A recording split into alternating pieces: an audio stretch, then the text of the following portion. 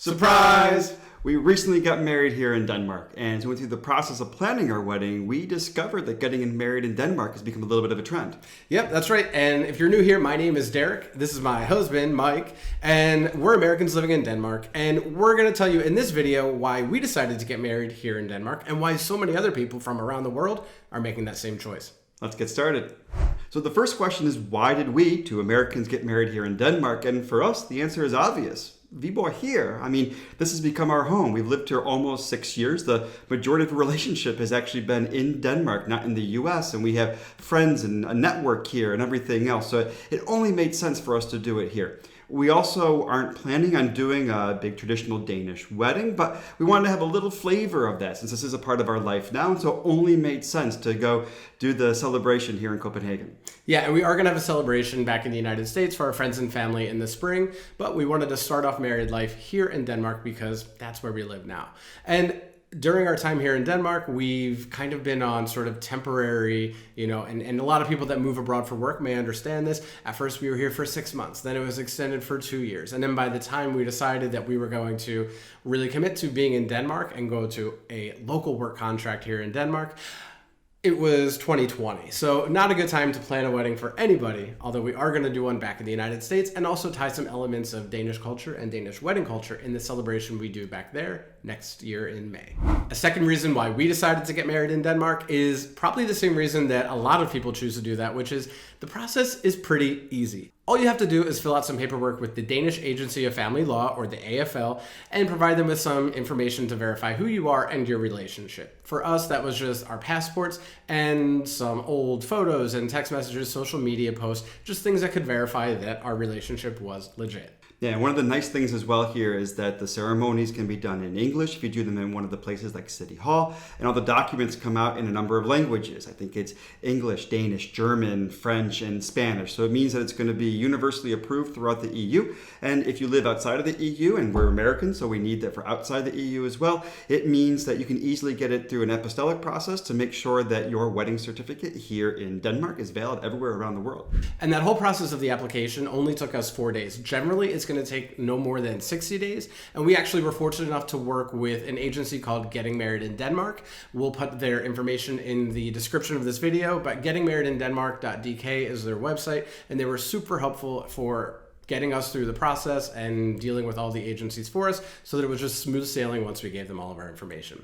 So with this easy process, in some ways you can say that Denmark is turning into the Las Vegas of Europe with how easy it is to get married. But there's also a number of beautiful reasons to get married in Denmark as well. I mean, think of all the beautiful backdrops that you can have as you get married around some of the beautiful beaches, on some of the amazing islands. Air is becoming quite popular as well. And in our case, it was the beautiful Copenhagen City Hall. Yeah, we chose to get married in Copenhagen City Hall, which to us was beautiful and had a lot of significance. But Denmark also makes it really easy if you decide that you want to get married somewhere that's maybe non-traditional, so outside of a church or a government building. It's very easy to get married, say, on a beach or in a forest or on some kind of public space in a park. It's a lot easier in Denmark than in other places that would require permitting or other things for you to have an event there.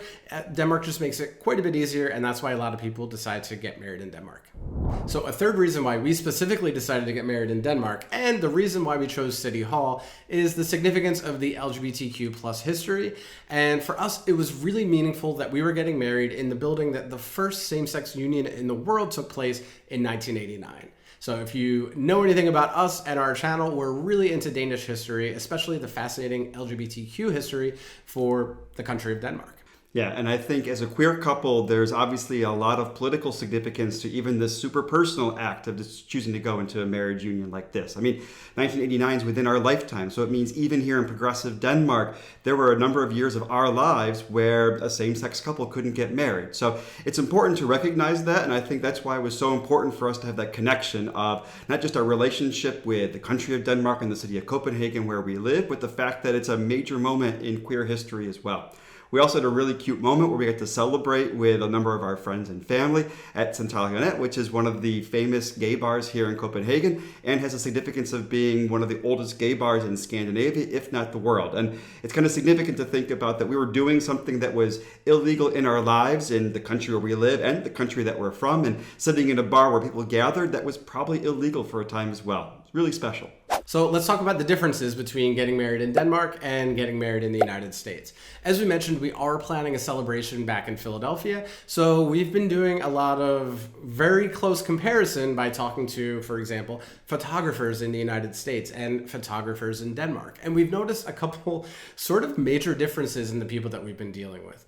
One example, one of the first photographers that we spoke to back in Philadelphia in the United States, our wedding planner set us up and said, this guy is great. And we did have a Zoom call set up. We expected that most of it would be talking about the logistics, where we wanted to have our wedding shoot in Philadelphia. But he ended up telling us, like, close your eyes and imagine you're opening your wedding book 5 years from today. What do you want to see in that album? And what are your favorite things about one another? And while that was a nice exercise to take, it was kind of a really weird and very salesy way to talk about something that we really just wanted the practical information. What are your prices? What are the hours that we'll get for that package as far as when you're going to be taking photographs? And maybe are we going to vibe well? Like the things you would talk about at a coffee meeting, or maybe even something a little bit more professional here in Denmark. When we dealt with Danish photographers, it was basically that. We got a price list, a portfolio, and then we talked about logistics, where we were going to shoot. And it was very different than dealing with people in the United States, although we did eventually find some photographers that were more like the Danish photographers we dealt with. Yeah, it was kind of funny. I mean, in the U.S., there's an entire industry tied to weddings, and there's a joke that the minute you say you have a wedding, the price of everything goes up 2x. And maybe just in the little exposure that we have here, it feels like it's not the same exact way here in Denmark, that they're tugging on your heartstrings and say that you'll spare no expense for your magical day. And it was kind of refreshing to get a sense of that Danish sensibility and directness for something like this after experiencing the sales pitch that we got from a random photographer in the U.S. It was also something nice that made us realize how much Denmark has also changed us, and these subtle things that when you do have to do maybe some buying or maybe meeting with a vendor really made us realize we appreciate the Danish way of thinking and doing business quite a bit. That same American photographer who was being all, oh, open up what do you see? All those sales techniques. He also saw us hesitate on that Zoom call when he mentioned the price and immediately dropped it by 20%, which automatically made me think, why do I trust this guy at all now if he didn't give me the best deal up front? I know Danes don't like to haggle, and neither do we. So it's something that just really made us realize quite the impact that living in Denmark has had on us as we're planning our wedding, both in Denmark and in the United States. So we talked about the fact that we got married here and the ways that different people can get married here, but I'm guessing, especially for our audience here, you want to know what the day was like. For us, it was a magical day. I mean, in some ways, it was the perfect day also because it was a classic November Copenhagen day. It rained a little bit. And as we went around our photographer, it was funny because they made light of the situation saying, you know what, your pictures are going to be stunning because as you take your pictures in Estel Park and you're going to see the little ripples of the pond in the background. And it's like walking around in a softbox with that harsh light on you. So it was a really magical experience going around. And again, it was nice getting that Danish sensibility as we were worried about getting our suit jackets covered in water and everything else.